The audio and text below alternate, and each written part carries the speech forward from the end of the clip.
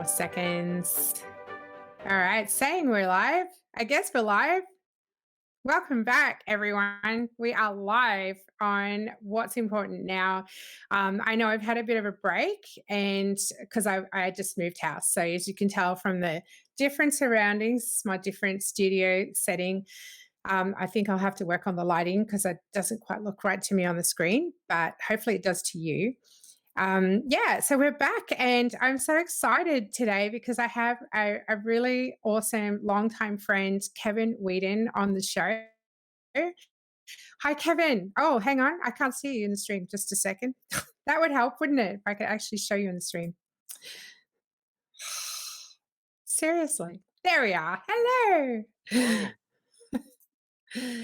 Oh, Kevin, so I hit Kevin up the other night to come on the show out of the blue and just like trying to check in with people and see how people are doing, particularly over in the US with everything that's going on there at the moment. And yeah, and I was like, hey, why don't you come on the show? It'd be so awesome to have you. So thank you, Kevin, for taking a leap of faith.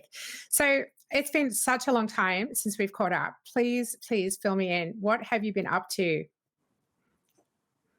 So I've been working for the last 20 years with my dad's urban planning consulting firm. We specialize in working with airports and transit systems and Oh, wow. federal contract compliance regulations, and so that's been pretty rewarding. It was 20 years ago. I was sort of happy, sort of uh, not content what I was doing. And I was working as a city planner at the time and zoning code enforcement officer. So making sure that people maintain their yards, didn't have grass growing, 15, 20 inches high, which more often than they should have, and junk cars in the yard, that sort of thing. That was my role at the time. And so I had, was kind of thinking of something, doing something different. And my dad had called and said that he was looking to expand. He had been working just basically by himself with a couple of temp employees and wanted some names of some people that he could interview to hire full time. And so I gave him a couple of names of people like what I'd gone to graduate school with, and he interviewed a couple of them. What I didn't know at the time was that his ultimate goal was that he wanted me to come work for him, but I guess he didn't want Oh. me to make a decision for myself, and so I actually went down and did an interview. I don't know if you're sure if you've ever ever done an interview with your parent, but it's No. but yeah. So obviously I was hired, and we've with the business itself, we sustained the business for over 31 years. I've been with the company 20 years, so we've done well in that respect. We suffered a bit in 2009 when we had the recession. Uh, Yeah. we had about 8 employees, and we had to let five of them go. When you're a small company like that, Mm. it's really tough to let people go. But we've been able to maintain and grow. We're almost back to where we were at that time. Um, so my one of my goals now is to make sure that we stay that way and make sure that we hang on to our employees and do whatever we can business wise to keep the business open. But yeah, so I've done that. Before working for my dad and going to graduate school, I spent a year in Jordan after I graduated. I graduated in '95 from Ambassador College or Ambassador University. I have to make sure I put the Ambassador University. Yeah, we earned that, hey. Like we earned Yeah, that university accreditation. So, exactly. yeah. And, I lived in Jordan for a year working with mentally challenged children. That was a lot of fun. It was a big challenge in that I spoke very little Arabic, and I think only one or two of my students spoke English. And so uh, yeah, that was quite a challenge. But I enjoyed the experience. I enjoyed being able to travel to Jerusalem and I traveled to Damascus. We went to Damascus one weekend. We did, I think, about a week and a half in Cairo and Luxor in Egypt. So that was an eye-opening experience. So, um, but yeah, things were good. I've been married for it'll be 15 years on the 25th. Yeah. I have a 13-year-old son, and that's interesting watching him transition. I remember his baby voice just about a year ago, and now his voice Yeah. is deep as mine. Oh, yeah. Yeah. Yeah. I have 3 teenagers. Well, now 1 young adult, 2 teenagers. So they're all like in that boat now. So, wow. So you just got the 1 son? Just the one. Just Yeah. Yeah. I'm surprised that you weren't snapped up like right after college, Kevin. Come on. Well, I did have opportunities, but I also enjoyed just being free. I was out of the college environment. I felt like I was Yeah. kind of almost in a womb. Yeah. Very very sheltered. So it was nice kind of being outside of that and just experiencing life and experiencing the world outside of that womb, that cocoon, so to speak. So Yeah. Yeah. And I can imagine, like, particularly, weren't you student body president at some point? But no, you had not you had some leadership role. I know that because yeah. I worked in outreach for a bit.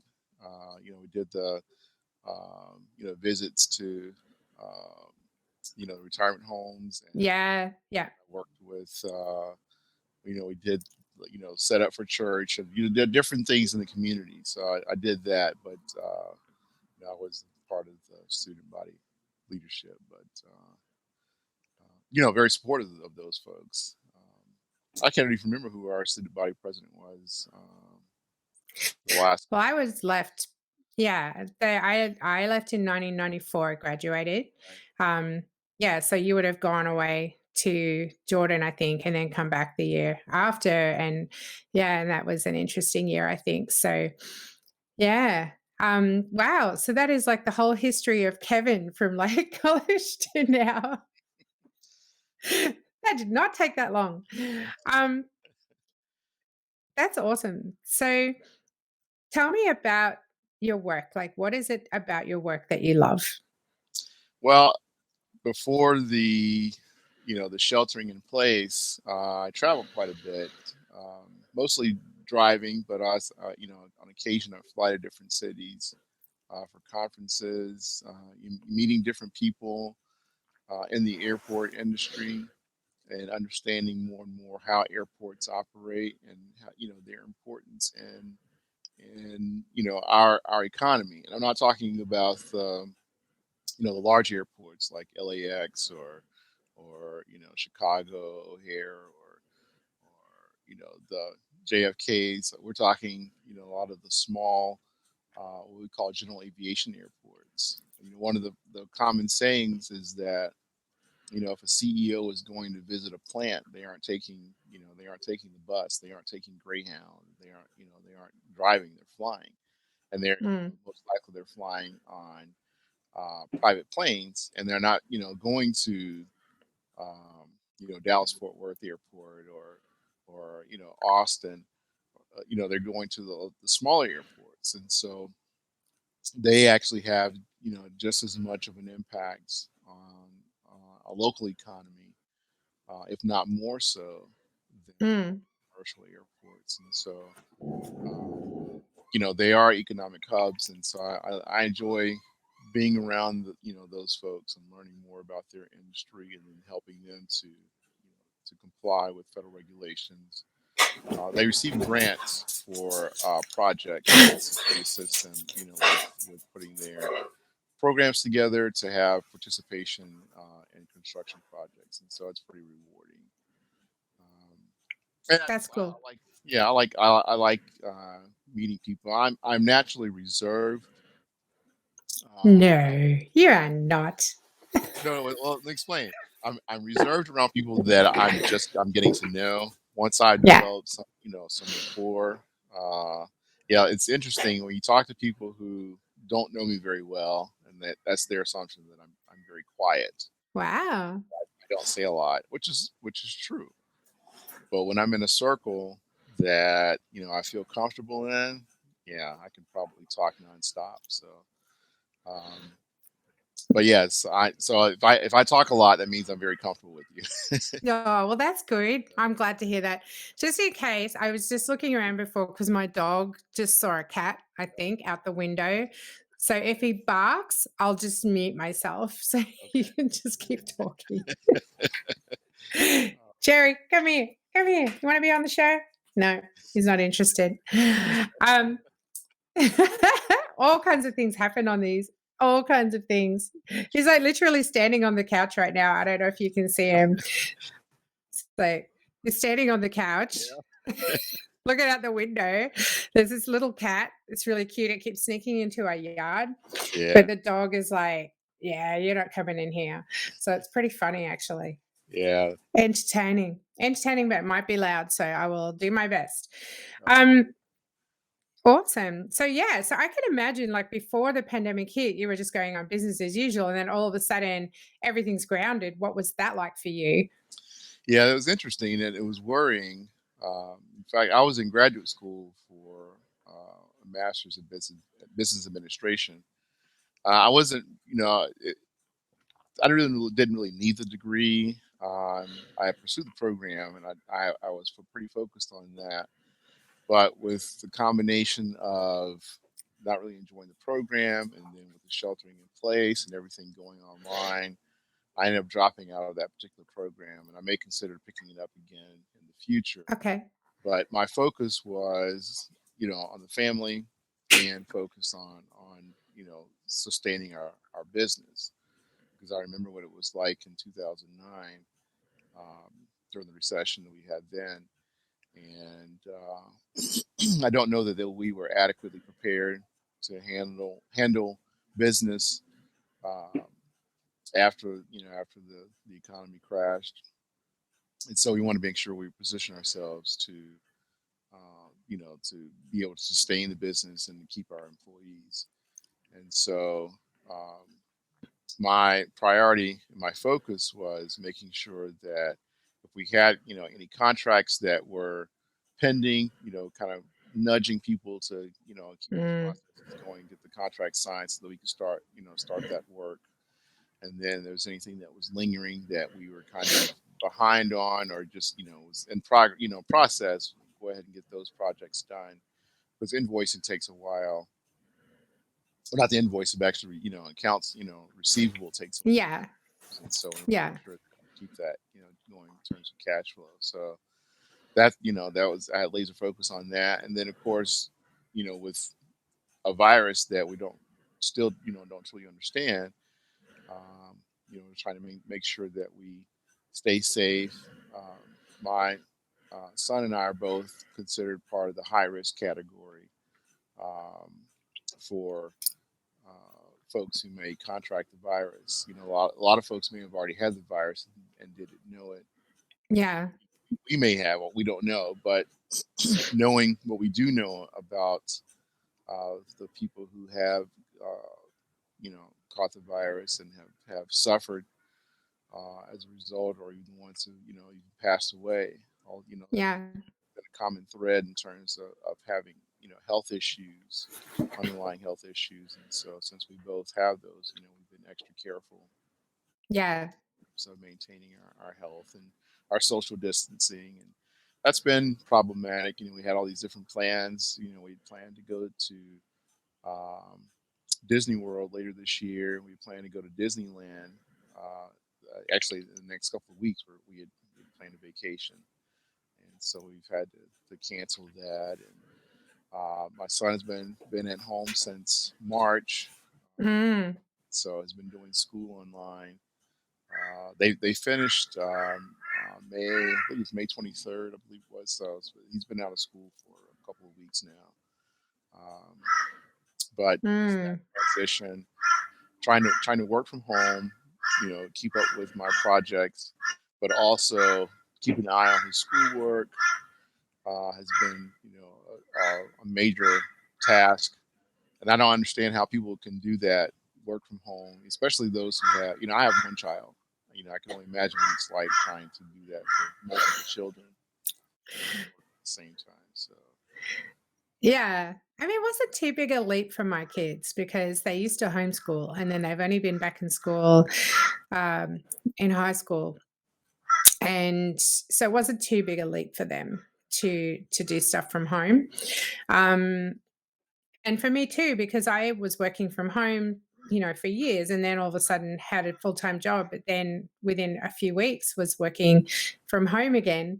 Um, and so it wasn't too big a leap for me. The only difference was that instead of working mostly by myself, I was interacting with people all day mhm, during the day as part of my work. So that was the biggest shift for me. But it's kind of been nice. Like I really enjoy the fact I can just jump out of bed, make my coffee, come down here, do some work, and then go take a break in the middle of the day and still have time to go and do some stuff. But I'm starting to feel like, oh, it'd be so nice to actually go somewhere. mhm, yeah, Like I'm starting to, I don't know if you're experiencing this. Tell me if you are.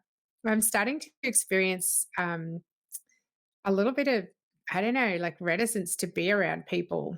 Like I noticed it the other day. I was in a shop called Spotlight. We have these shops called Spotlight here, which are like they're material fabric shops. Like you buy curtains and cushions and fabric to make dresses and stuff like that. And there's this huge big department store just for that. And I just, as soon as I walked in the door, I had this massive anxiety attack. Like yeah, people were everywhere and I don't know what it was. I mean, I would kind of be in the high risk category too, um, because I have high blood pressure. mhm, And that's something I'm working on with my health. I'm working on getting my weight down so my blood pressure goes down. right, Um, but it's yeah, I don't know what that is. Like I haven't actually been afraid of getting the virus. I've just but for some reason people are freaking me out at the moment. So I don't know. We're just gonna have to bite the bullet and get over it because it's yeah. ridiculous. Yeah, no, Mm. I totally understand that. It's interesting. We hadn't been anywhere in a while, so we went to Chattanooga, Tennessee, this past well last weekend, and it's very anxious when you're there, and we had our face mask and hand sanitizer, and then you go into the hotel, and the hotel clerk has a mask on.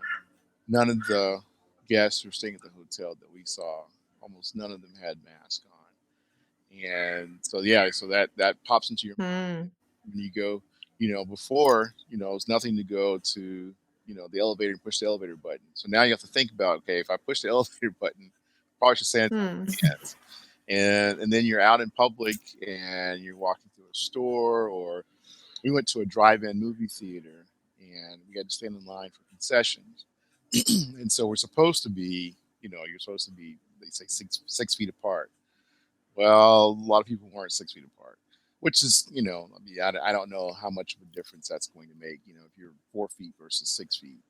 But it just felt like people were too close. And I wish I could have had some sort of mechanism so that I could make sure they stayed more than 6 Mm. feet away from me. But it was what it was. So we dealt with it. But yes, I absolutely identify with that anxiety. Mm. Again, I'm not necessarily afraid of catching the virus myself. I fear for my son. Although what I've heard is that children can are less susceptible. I mean, they may catch the virus, but they may be less susceptible than adults. Especially those who have underlying conditions. And so Yeah. it's one of those things where I want to make sure that he's protected. Also I protect myself too, but that's my focus is making sure that he stays safe. So I completely identify Yeah. with your anxiety on that. So Yeah, yeah. So tell me a little bit about how things are for you right now with everything that's going on in the US at the moment. I mean, we've been seeing quite stark imagery of riots and protests um and really feeling the narrative of it all. Like, we've had protests here in Australia as well, because we've had too many black deaths in custody here in Australia. And nothing ever seems to get done about it. I think we had a Senate inquiry into it years ago, and none of the recommendations were ever put into legislation. So, the government tried to clamp down on protests, and people were like, no, we're going to protest because this is it's just too important. Right. Tell me, what's been your experience lately? I mean, if you want to share, if you don't want to share about it, that's cool. But if you do, I'd love to hear. Sure. So I live in Marietta, Georgia, which is about 20 miles northwest of Atlanta, and so we have not been near where a lot of the things that happen in Atlanta. There was there was major protests that started out pretty quite peacefully, and then later in the evening, um, there was some looting and vandalism. The CNN is based in Atlanta. Their headquarters is downtown, and I understand that like one of their signs was vandalized, and Mm. a number of iconic places downtown were vandalized, and some of the businesses were. And I don't know for sure if it was people who were protesting or if it was agitators. So I haven't seen a whole lot of evidence one way or the other.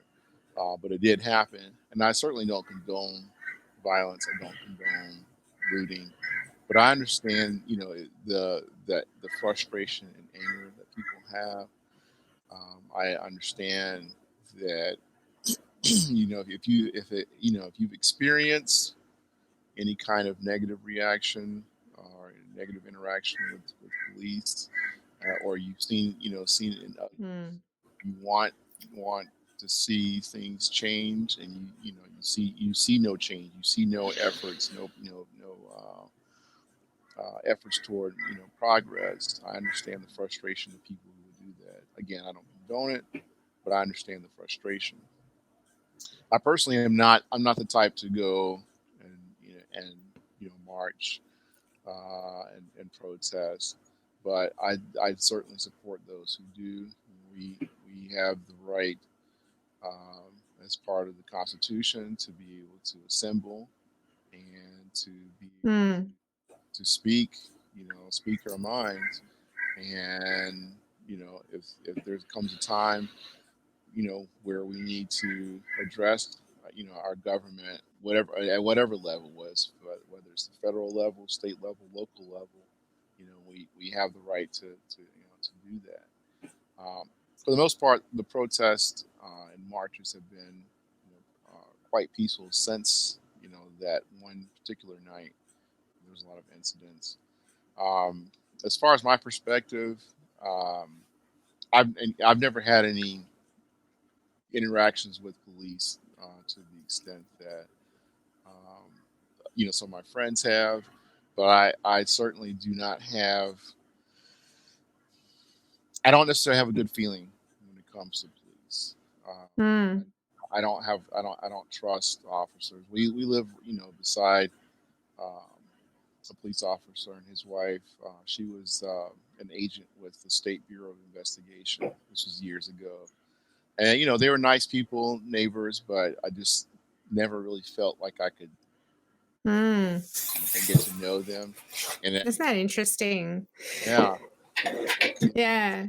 it's my yeah, it's my, for lack of a better word, prejudice, I suppose.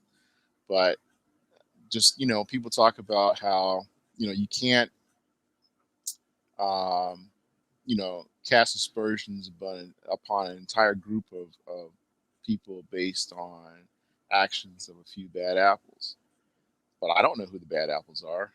I realize that the police are there to protect and serve.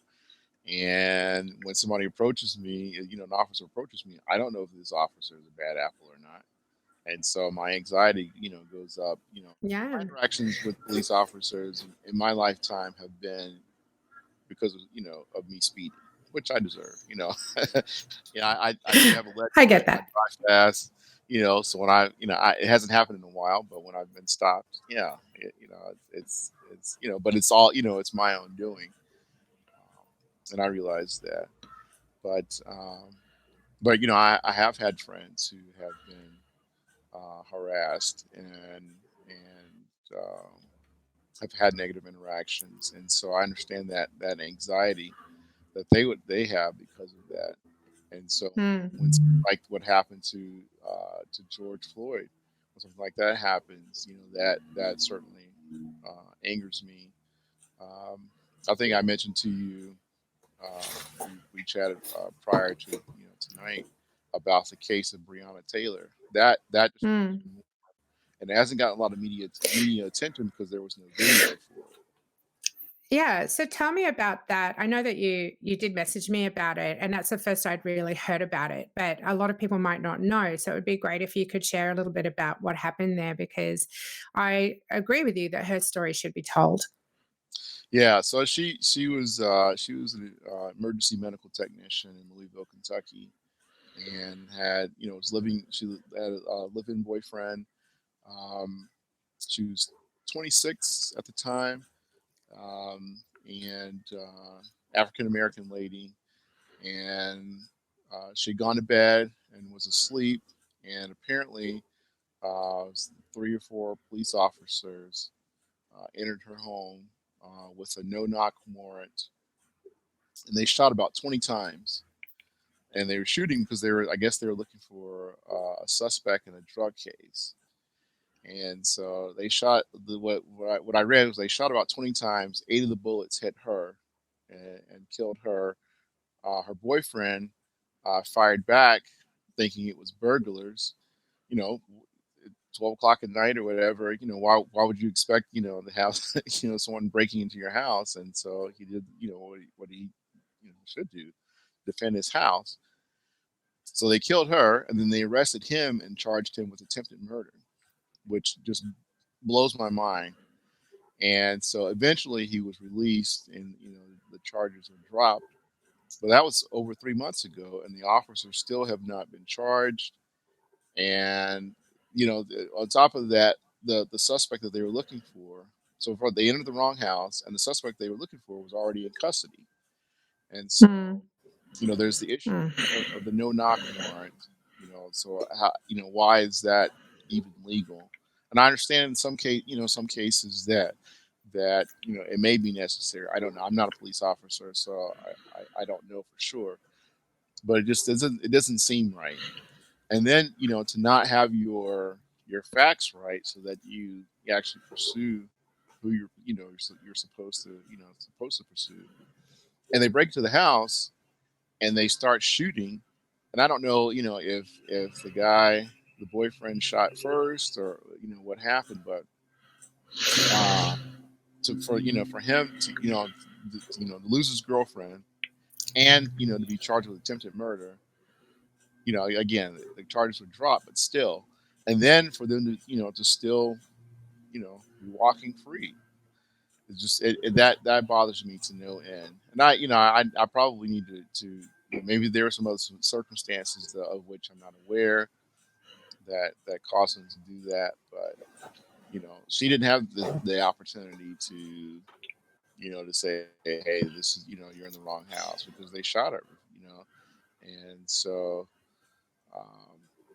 that to me is just that's just a case of you know just abject police misconduct. And um, then there's so many other cases like that have happened. Some of them never get media attention because again, with the George Floyd thing, a case, you had a video of it, and you had audio of him in his last moments, basically. And it's searing, it's jarring, it's chilling. With the Breonna Taylor case, there was there's no audio, no video, so there's nothing that gets people angered the way that the George Floyd case did. But to me, that's just as impactful, if not more so, because it was she wasn't under arrest, she wasn't a suspect in anything, yet they broke into her house and gunned her down, basically. So.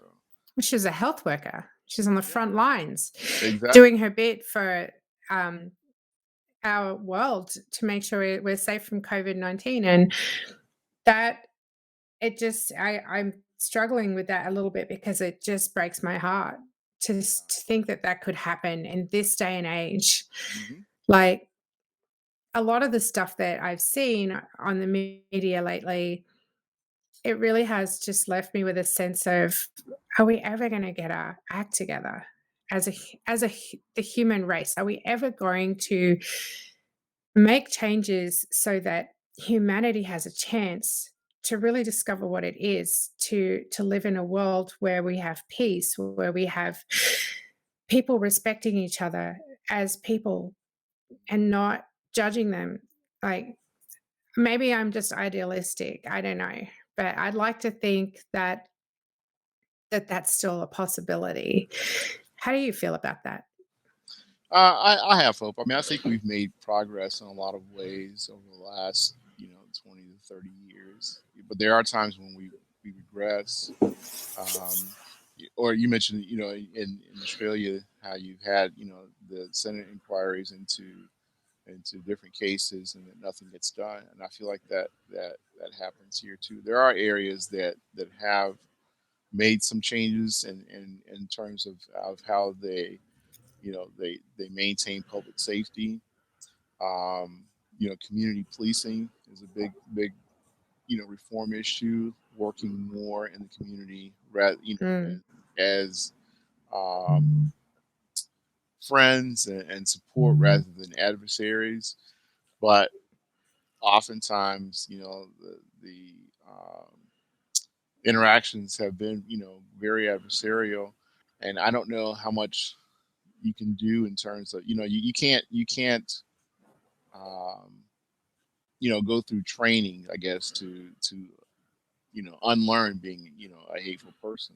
And I'm not saying that all police officers are hateful, but there are some police officers that have done things that makes you think that that's it's in their heart, that's what they kind of wanted to do. I know that sounds bad, but I feel that that's how I feel.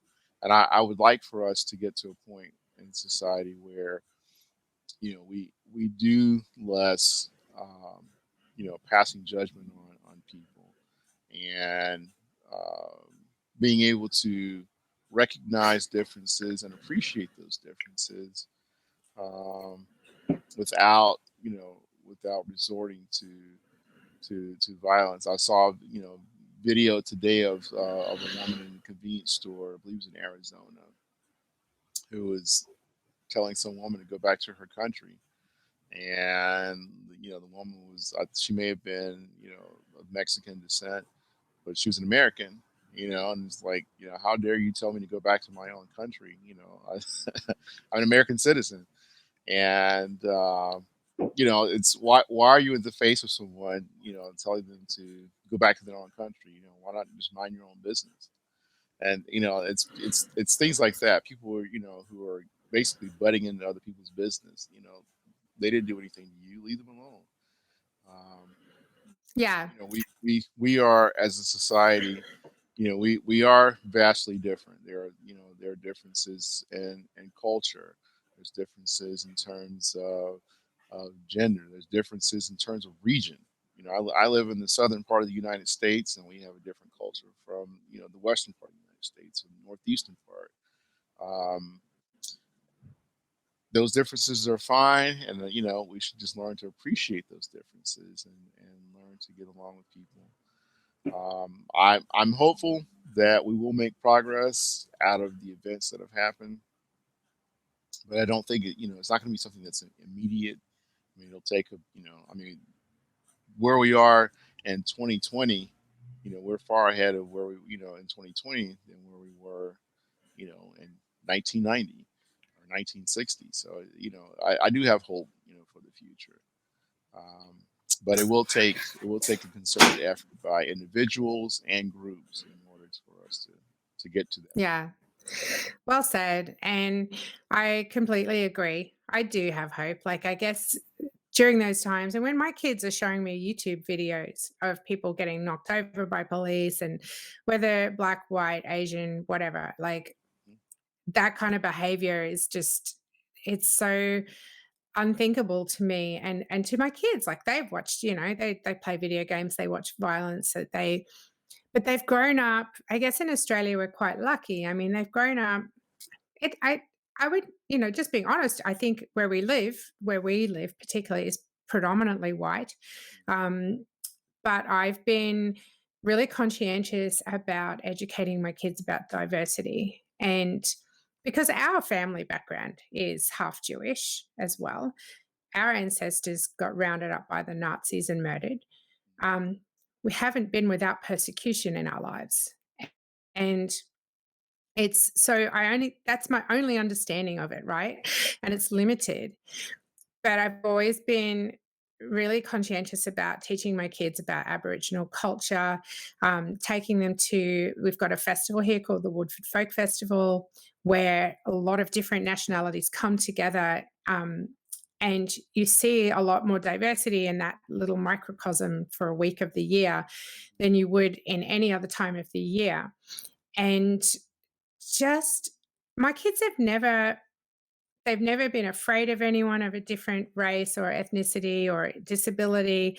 They've never, they've just not had that in their heads. So when they see this stuff happening in the US, they struggle to understand it because they don't get how people can be that way. How they can be, um, like go home to your country, how they can be that way with anyone. They don't get that at all, and I'm glad, but it's I want them to understand that that's not, unfortunately, not the reality in a lot of our world. So, yeah, what can we do? Like, that's kind of what I want to know is, I'm sitting here and I totally get the privileged position that I'm in. Like, I totally get it. And I, what I struggle with is, well, what can I do as one person? Um, yeah. So, does that make sense? Like, Sure. Well, and I think a lot of people are in that boat. yeah. I say you're doing it. You're passing on, those values to your children, just as you're passing on those particular values, of understanding and appreciating diversity. There are parents who are passing on the exact opposite, and that's how it's maintained. Um, I have now, certainly, um, children can grow up and learn um, on their own, once they get, exposed to a different aspect of the world, um, that, diversity is a good thing. You know, it does exist. And so rather than reject it, learn to embrace it and appreciate it. Just as you're teaching your children about, Aboriginal culture and all the history in Australia. There are folks in the U.S. who are teaching their children about, things that they learned from their parents. And a lot of that may have included how they treated Hmm. or didn't look like them. Um, we have in the U.S. and I don't know how prevalent it is now. And so in that respect, we made some progress. But sundown towns, and sundown towns meant that if you were black, you weren't supposed to be in that town past sunset. Um, and Really? yeah, I mean that's I can't even imagine that. Like, that just blows my mind, not in a good way. Hmm. especially a lot of small towns in the South, and that's you aren't supposed to be caught in those places after dark, 'cause you may not make it out alive. And it's not that it's way now because people aren't not necessarily as overt with their prejudices, but nonetheless that sentiment is still there. Mm. So teaching people, teaching children to respect people regardless of their background, certainly is one thing that can be done. And we keep passing those values on, and then those kids teach their kids and their community about those values. And then eventually, the folks who held on to the old values, they pass on, and then we're left with generation, after generation of people who, um, Yeah. see us as equals and see us as different, but they appreciate us as being Yeah. And I think people forget, sorry, excuse me. People forget, well, we're all connected. Like literally, our DNA, we are all connected. And they've done studies on this where they've done like documentaries showing that some woman in one country who didn't like certain types of people was actually related to those certain types of people. And different. it it was super educational. I can't remember the documentary now, but I remember it was all about genetics and how we're actually as human beings wired to connect with each other, and we are biologically connected no matter what. And people forget that, like we are literally biologically connected. And that's something, that I try to always have at the forefront of my mind when I'm dealing with different people. Um, and look, honestly, I don't I don't go looking at people and go, oh, they're different to me. Like, I don't, that's just not the way I look at the world. Never have. So when I first went to the US, it was quite confronting to see that that's how a lot of people thought. I dealt with, I would be sitting having a date with some guy at college who was Latino or black, and all of a sudden someone would walk up to me from my dorm, and I'm not going to name names, but someone would walk up to me and say, "Oh, I noticed you sitting with so and so. Were you on a date? You know they're Latino. You know they're black." I'm like, I can see. Like, I mean, so what? It never was something that would ever, it just never was something I ever thought about. I would see the person, not anything else. Like I would just see who they were in here. And it just, I couldn't believe that there were people out there like that. And yeah. Did you have any experiences like that Oh when you were in yes. college? Hmm. Yes, and we were talking earlier about student body president. I actually had the student body president approach me once, and I wasn't even, you know how dates were in college. I mean, it was Yeah. all the dates, but How could I forget? yeah, and yes, and so I remember, Hmm. he approached me and asked me why I was, speaking this, talking to this, particular individual, and it bothered me because one, it was none of his business, and two, it's not like I'm going to marry this person. We're friends. We're hanging If out. you were, who cares? Like, Yeah, serious. That's ridiculous. yeah. So um, that bothered me. Yeah. My freshman year in 1991, the administration, and I don't know if you recall this or not, but they required students to have a note from their parents, basically granting them permission to date someone of a different ethnicity. Oh, you know what? I remember that. Yeah, I do remember that. It's, yeah, it is obnoxious. It is offensive and obnoxious. I just want to acknowledge Marilyn, who's watching this show. Hi, Marilyn. You remember Marilyn? Um, Yeah. So thanks for watching and sticking with that conversation. So, yeah, I think growing up, so just to give some context to this, so Kevin and I grew up in a church that was probably, I don't know how you feel about it now, Kevin, but I feel about it like I see it as a sect.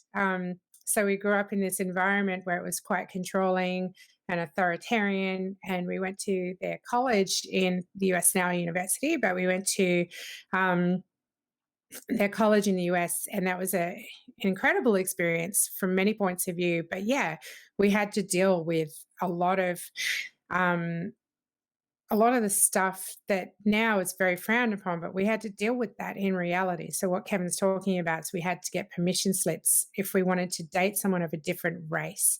Um, that was I think about that now and that is insane. Like insane. I can't even imagine like a college doing that now, they'd get sued to the, you know, wouldn't they? Like it's unthinkable. Yeah.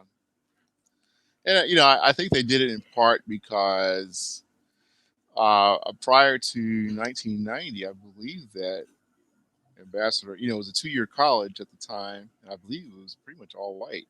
So all the, everybody who was non-white who went to Ambassador went to Pasadena, and I think that because of the fact that it was in East Texas, I don't know that for sure, but that's my guess. And so they were, I guess, when they decided to pursue accreditation and consolidate in Big Sandy, Texas, I think that they were trying to balance that um, environment, in terms of being in East Texas, with the reality that you have a mix of people of Mm. backgrounds in Texas that it's bound to happen that you're going to have people of different races, different ethnicities, dating. So Yeah. Well, like, I mean, really, let's just call a spade a spade. That church was racist.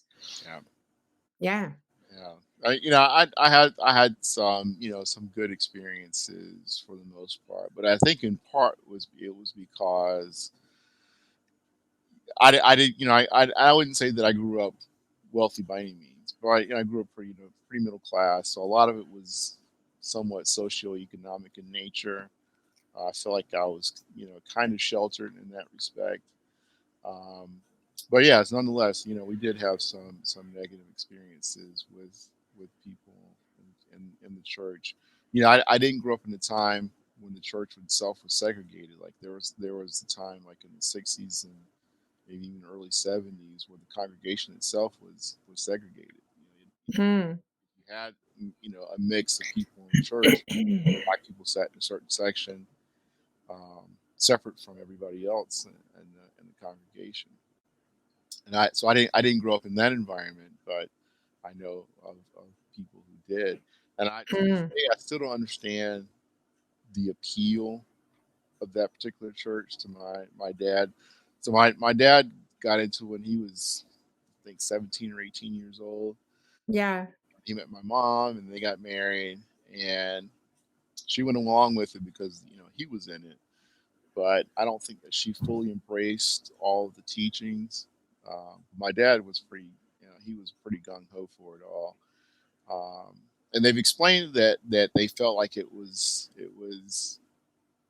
a truer religion in terms of the teachings than what they had experienced growing up in Baptist and Pentecostal churches. But Mm. all the racial stuff that occurred in terms of his teachings and physical Israelites versus spiritual Israelites, and It's trying all to divide up. just sounds so That's crazy.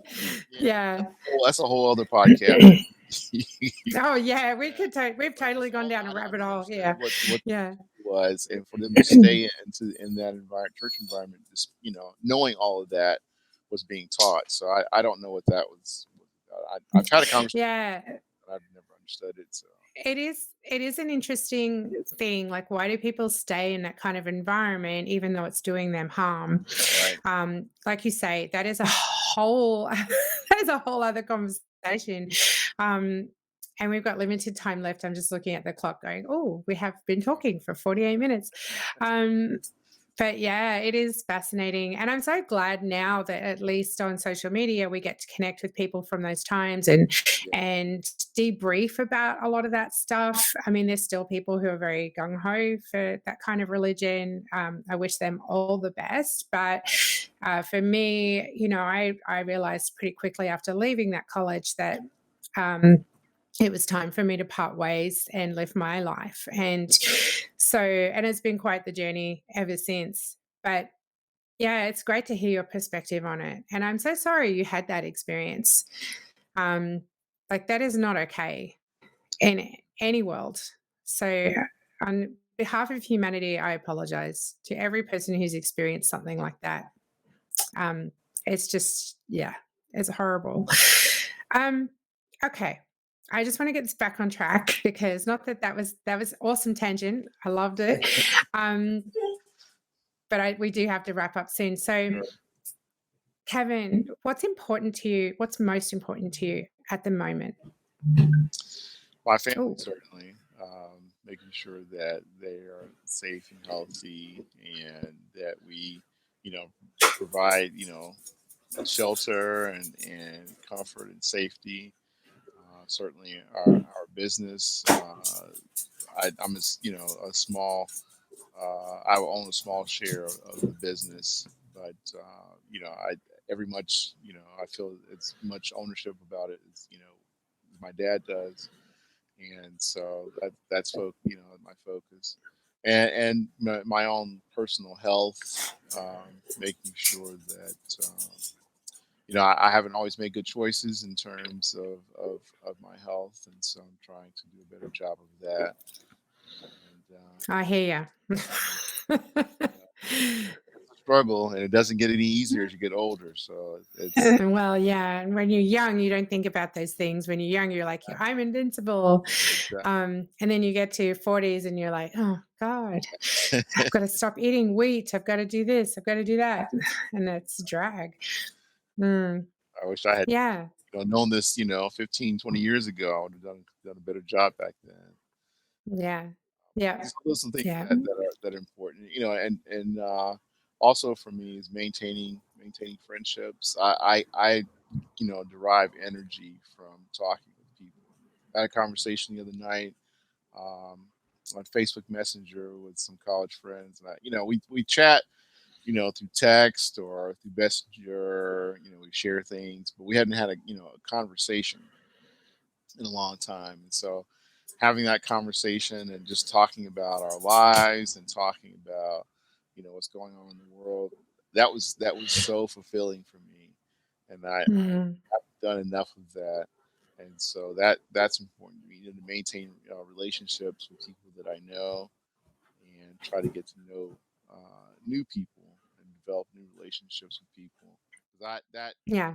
it's learning, it's growing, and for me, it gives me life, it gives me energy. Yeah.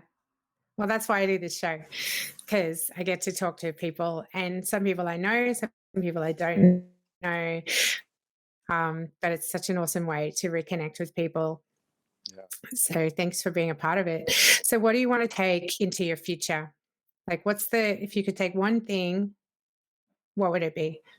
into my future, I would say Yeah. that, um, certainly having the love of my family, taking that with me, and basically showing that by example, for others.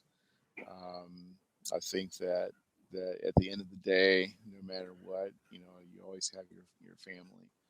I realize that not everybody has that, and for various reasons, and I certainly understand that. But to the extent possible, I want to be a good example to others for maintaining family. And family can come in different forms and manifestations, but having that connection, that's what I want to have in the future. Because it doesn't matter if I live in a McMansion or a hut, or something in between. It doesn't matter if I have pennies in my pocket or if I have millions of dollars. At the end of the day, what I want to have around me is my love for my family, and my family family's love for me. So Yeah. That's beautiful. that's what I'd say. Yeah. And I think that's what a lot of people are getting present to during this time is how important it is to have that time together to be checked in to what's happening with your family. Um, I think I've spent a lot of time as a parent quite checked out, and unfortunately, and I see that sometimes in my kids when they check out, and I go, "Oh, why are they doing that?" Well, guess what? They're doing it because I did it. Um, and so I'm trying to now sort of shift my focus to being more checked in, more present with them when they're home. And it's not easy. I've got to admit, it's really hard when you're used to just kind of doing your own thing.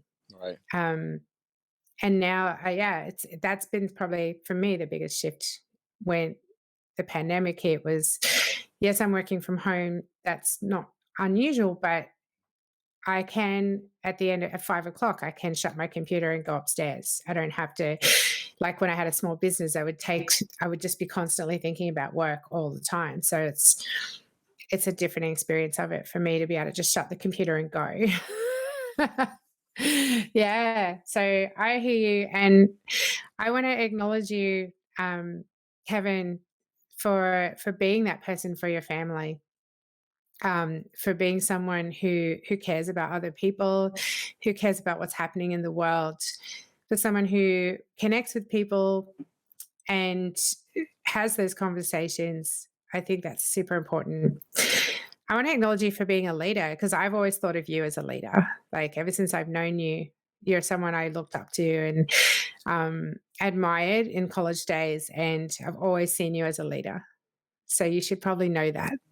Oh, thank you. And I want to acknowledge you for coming on the show because that's a I get that saying this stuff publicly, that's a big deal. Yeah.